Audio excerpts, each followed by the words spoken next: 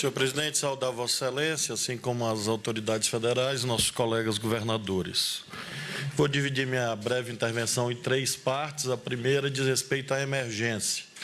Na emergência, informo a Vossa Excelência que nós iniciamos as ações conjuntas entre os bombeiros e o Exército já na sexta-feira.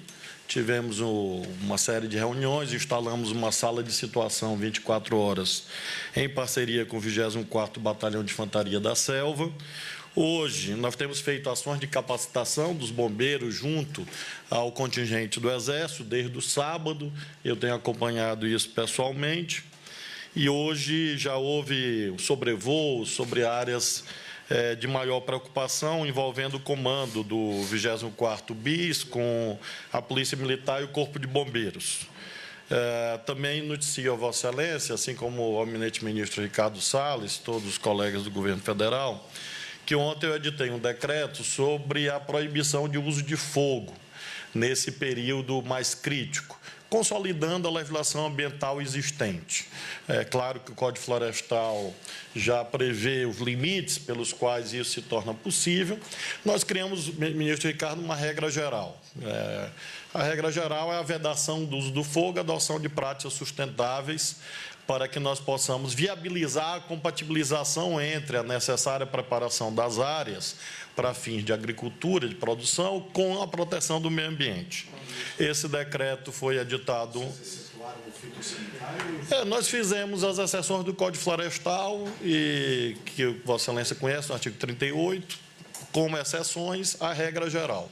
E é claro que esse é um parâmetro pelo qual a Secretaria de Estado do Meio Ambiente e o Corpo de Bombeiros vão tratar dessa temática, e achamos que esse é um mecanismo que é útil para que nós possamos sair desse quadro emergencial. A segunda parte da minha, noticiando que nós requeremos o GLO ambiental e que, evidentemente, essa cooperação entre o Estado e o governo federal deve se intensificar. É o nosso desejo que isso ocorra, e quero registrar a ampla colaboração que temos tido do Comando Local das Forças Armadas, que tem nos ajudado na coordenação dessas ações, que são permanentes, em verdade, por parte do nosso Corpo de Bombeiros, também do nosso batalhão de policiamento ambiental da Polícia Militar. A segunda parte da minha intervenção diz respeito às propostas, 3 propostas. A primeira é intensificação e retomada do uso do Fundo Amazônia.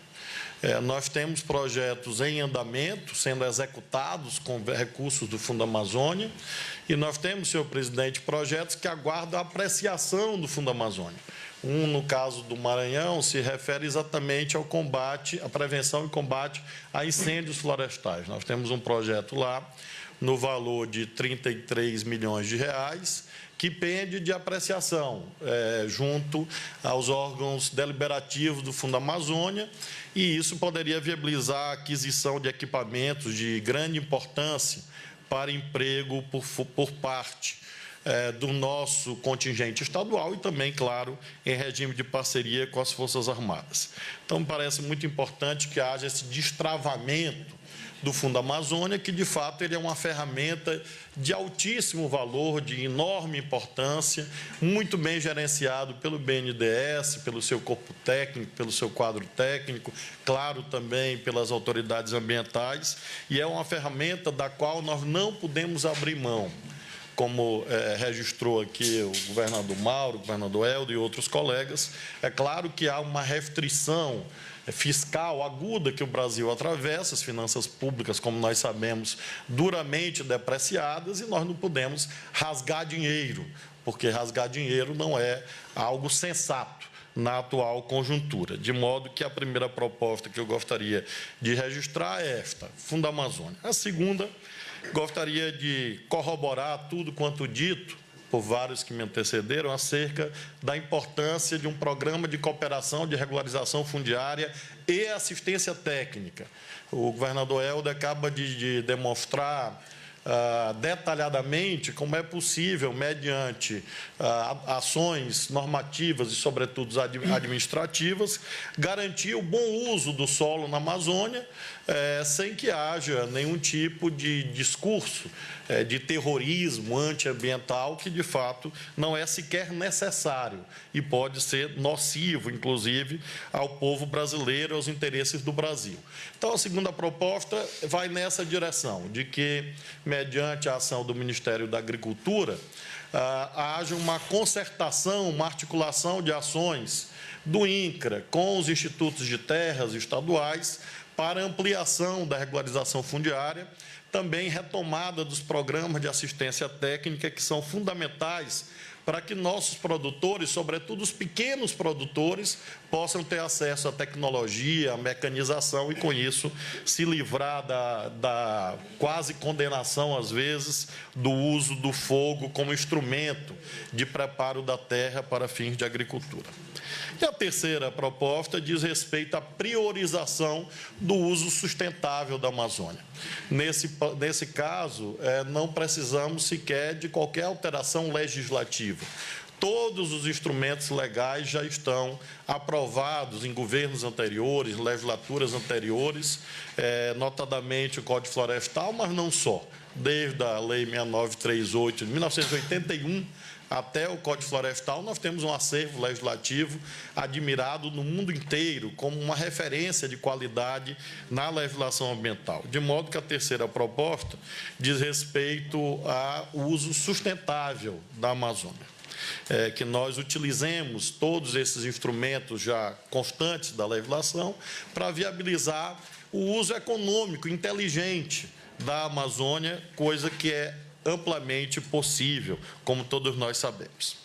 E, finalmente, a terceira parte da minha exposição diz respeito ao nível estratégico. Nós não precisamos rasgar a Constituição. A Constituição Federal tem enorme qualidade, enormes virtudes. E ela é um texto ponderado, um texto equilibrado, como devem ser as ações em um país complexo quanto o Brasil. No caso da temática ambiental, nós temos o artigo 225 da Constituição Federal, que fixa as balizas pelos quais os governos todos, os cidadãos, as empresas, devem agir. Por exemplo, lá está definido, no artigo 225, que a Amazônia é um patrimônio nacional. Portanto, é descabido qualquer debate acerca da soberania nacional, porque ela é um imperativo constitucional, indeclinável para todos nós que aqui estamos. Então, nós precisamos, claro, proteger tal soberania nacional e, para tanto, devemos exercê-la. A soberania nacional não se afirma retoricamente, ela se afirma mediante o cumprimento de deveres. A soberania nacional não é uma fraseologia, não é slogan, é uma obrigação que nós temos que cumprir para, nesse sentido, assegurar a autoridade daquilo que a Constituição Federal manda a nós todos. E essa mesma Constituição fixa quais são as balizas pelos quais nós devemos, sim, agir de modo consorciado, de modo cooperado. Não podemos, não é que não devamos, é que não podemos repelir ações cooperadas. Claro que, preservado o valor da soberania nacional, o diálogo com outros países é imprescindível, por várias e óbvias razões. A primeira delas, outros países fronteiriços têm a Amazônia também. A segunda obviedade: se o Brasil se isola no cenário internacional, ele se expõe a sanções comerciais gravíssimas contra os nossos produtores. Então, defender o Brasil, defender a soberania, defender a economia, exige o diálogo com outros países, para que, com isso, nós possamos proteger os interesses da nossa população, da nossa sociedade, proteger os nossos empregos.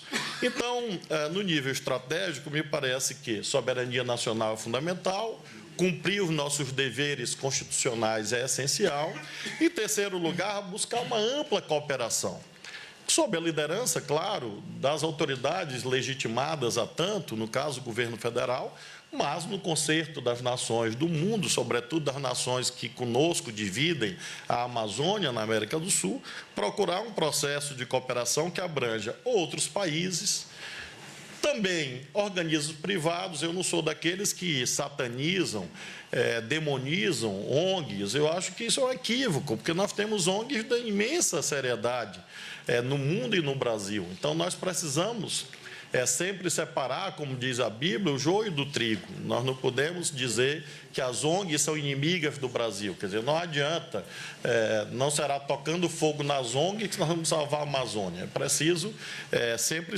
distinguir entidades da maior seriedade que atuam no Brasil há muitas décadas, universidades, institutos, igrejas, que podem ajudar a proteger a Amazônia brasileira.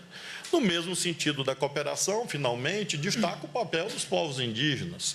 Eles são brasileiros e brasileiras, são detentores de direitos que devem ser respeitados, que estão inscritos na Constituição e que, portanto, não podem ser ignorados por nós que aqui estamos. E a Constituição oferece os caminhos pelos quais a União, como detentora do domínio da propriedade sobre as terras indígenas, podem exercê-las. Então, eu queria, finalmente, destacar que, nesse nível estratégico, me parece que o meio-termo é a melhor receita. Extremismos nunca são adequados no enfrentamento de uma temática complexa quanto essa do meio ambiente. De modo que acho fundamental, finalmente, que nós façamos um discurso sempre ponderado. Porque quando se solta uma faísca nos níveis hierárquicos mais altos, isso, quando vai chegando ao chão da realidade, pode se transformar no incêndio. Então, é preciso ter sempre muito cuidado, muita ponderação, porque é o arbitramento de interesses conflitantes, legítimos, de perspectivas diferentes de como governar o Brasil, e não será, evidentemente, de modo impositivo, coercitivo, que vai se chegar a um bom termo. De modo que, finalmente, nesse nível estratégico, gostaria de fixar este trilho. O nosso trilho inafastável, irrenunciável, é a Constituição.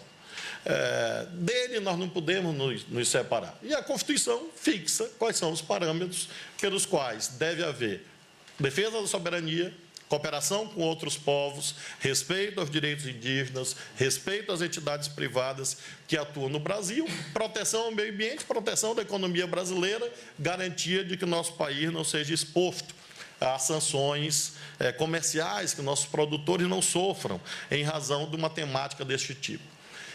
Friso, portanto, que não com uma postura, a meu ver, puramente reativa, que nós vamos sair dessa crise de imagem aguda que o Brasil se encontra. É preciso ter moderação. Eu acho que com moderação e com diálogo, muito facilmente, o Brasil vai mais uma vez superar essas dificuldades e encontrar no nível estratégico as medidas que nós devemos juntos adotar para que a Amazônia seja capaz, apta, de transformar potencialidades em virtudes, em riquezas para a população amazônica e, sobretudo, para o desenvolvimento do Brasil. Da minha parte, senhor presidente, como sempre, o senhor sabe que pode contar, e as autoridades do governo federal sabem que pode contar, com a minha seriedade, com o meu compromisso e, portanto, com o meu apreço à verdade, né? Sempre defendendo com muita clareza as posições nas quais eu acredito,